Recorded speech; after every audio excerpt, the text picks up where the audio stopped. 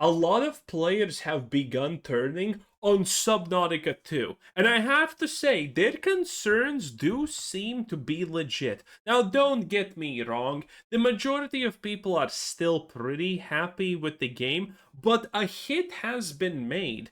And if nothing changes, this could actually impact the future of the game potentially. In any case, I don't think anything can be done to not make Subnautica 2 a success. It already is, and it probably has made enough money to be, no matter what happens, called a success. But in the last couple of days, people have been pretty angry. And honestly, considering how big the Monday dip has been, it does seem like a lot of these concerns are becoming extremely widespread. Previously, losing 1/3 of the player base in a couple of days, I said wasn't that big of a deal. Not the greatest, definitely, but not exactly, a sign of the apocalypse. But now the Monday hit. Subnautica in 4 days has honestly lost more than 50% of its player base. That is a lot. That, though, honestly, is a lot. Okay? And the reason for that are pretty understandable. We already covered yesterday the EULA, so I'm not going to cover it again extensively, but in case you missed it and you don't want to watch the previous video, which was a banger, by the way, like the video right now. Takes less than a second. It does help me out tremendously, and I greatly appreciate all of you who do. It does help out the channel a lot, and I do appreciate it, so thank you. So like the video right now. Takes less than a second.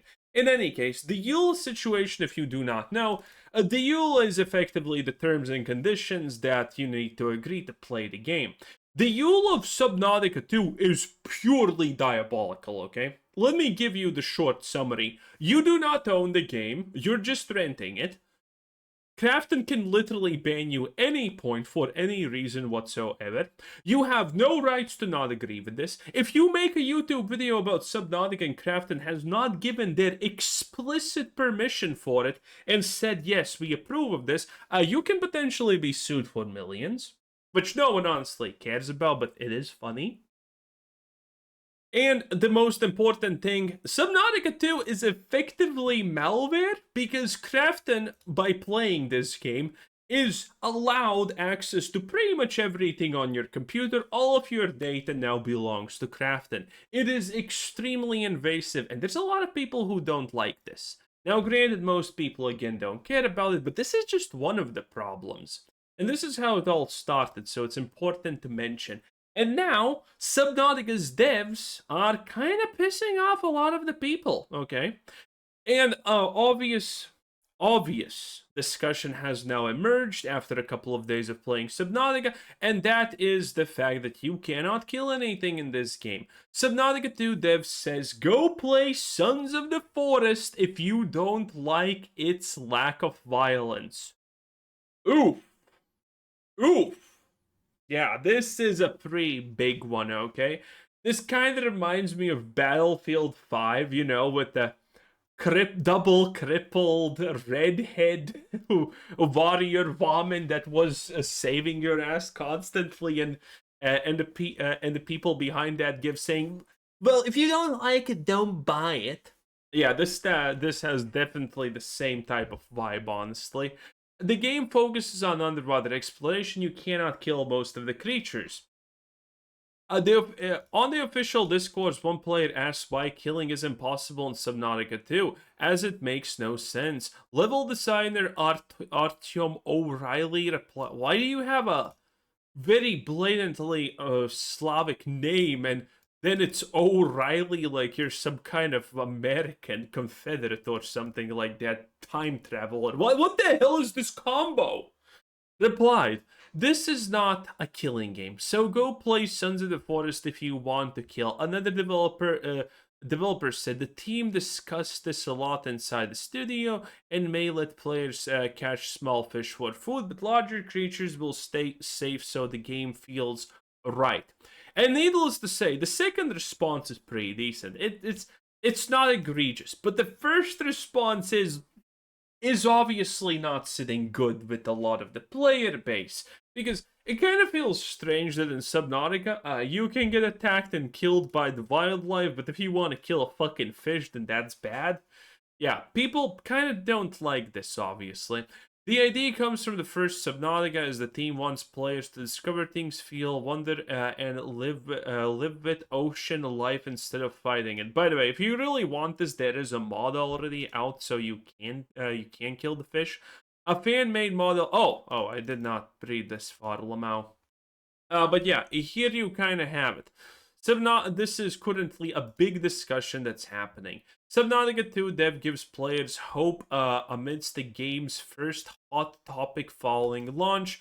This is an IGN article. Even IGN, well, IGN did not get the preview mixtape special, so IGN gave this game a 7 out of 10 because clearly it's bad.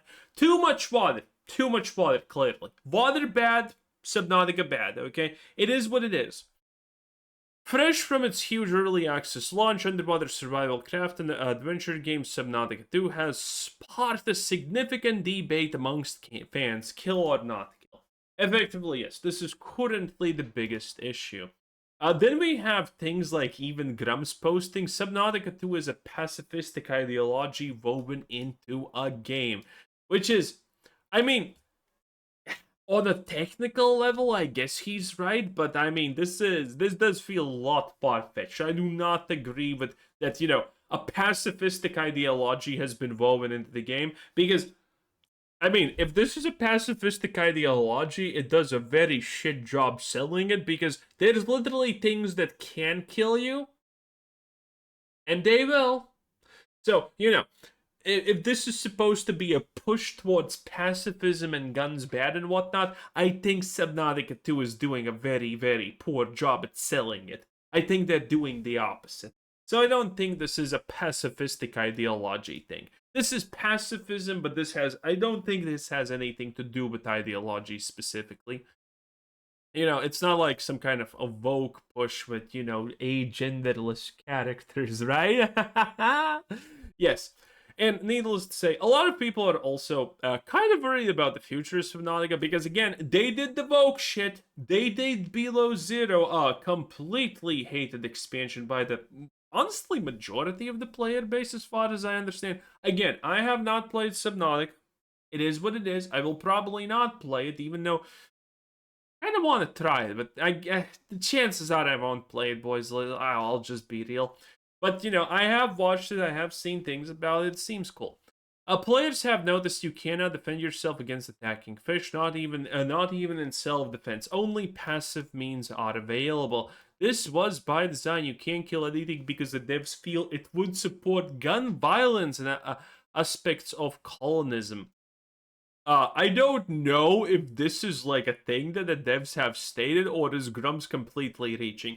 Again, this tweet doesn't feel exactly right to me, but it did get a bunch of attention, honestly, and people are kind of taking it into account. This was by design, blah, blah, blah. Subnautica is one vote towards a world with less guns. A reminder that there is another way forward.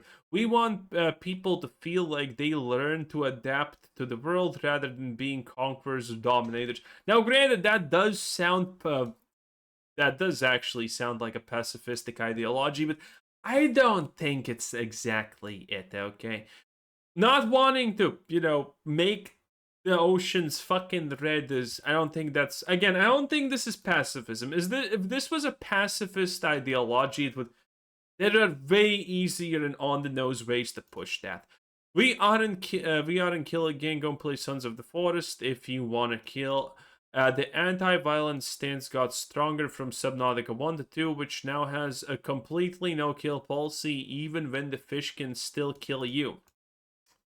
Did one actually allow you to kill certain things? You had the choice of what you want to do and things would die if you made a choice or something like that, but did it not? Did it actually allow you to just blatantly kill stuff? I kind of don't.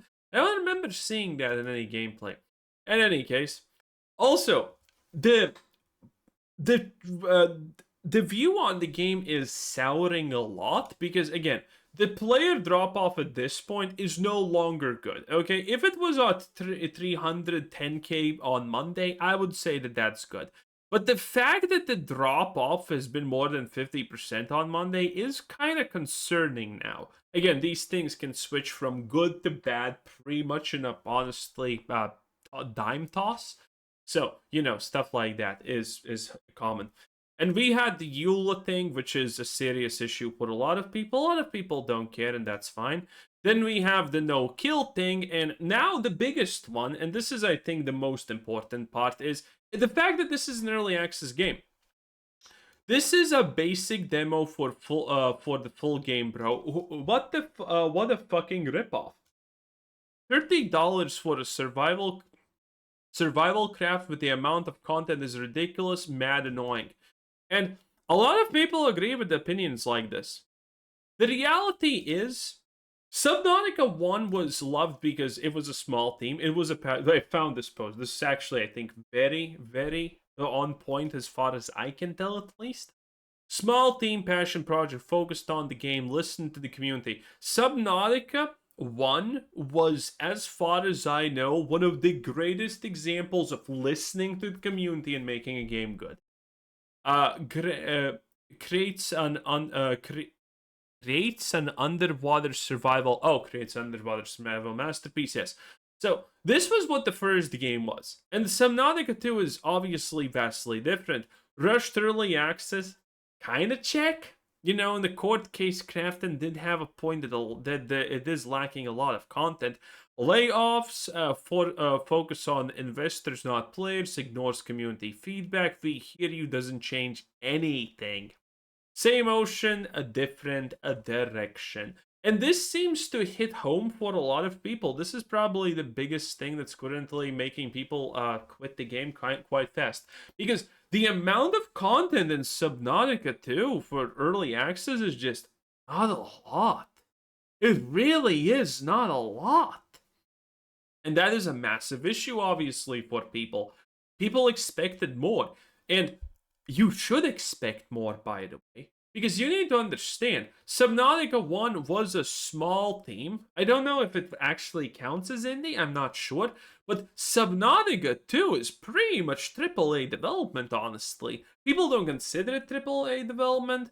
Crafting and all of that shit is not considered like that. But Subnautica, money-wise, is AAA. The amount of money, resources, influence, and shit that they had kind of puts them on a AAA track. Easily, actually. It actually kind of even probably beats a couple of already existing AAA things if you compare them. And that is a problem. The absolute lack of content, even though you have so much more resources. And people are upset because of that. And, well, I mean, it kind of is a bad thing when, you should have more, but you don't really have more, At least we got rid of some of the Vogue shit, and look at that, there's cake.